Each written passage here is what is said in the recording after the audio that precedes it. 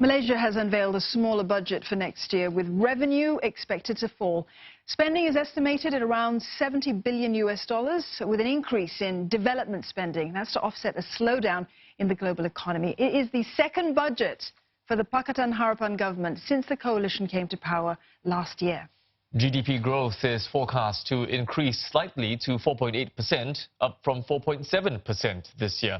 Finance Minister Lim Guan Eng says the country's debt is also expected to increase to 3.2% of the GDP, and that's up from the original target of 3%. Mr. Lim also assured Parliament that the goods and services tax, which was abolished last year, will not be reintroduced. Our correspondent Melissa Goh has more details. The government, led by Prime Minister Dr. Mahathir Mohamad, is prioritising spending next year. This is the first budget based on shared prosperity vision to narrow the income gaps between the rural and the urban folks and also among ethnic groups.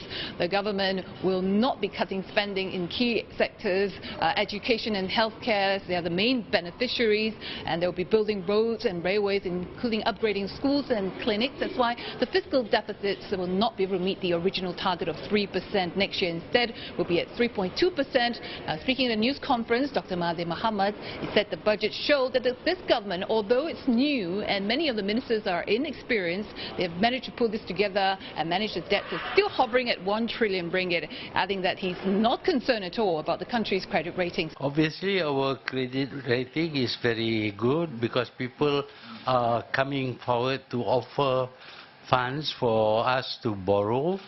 But of course, we have to borrow the best offer.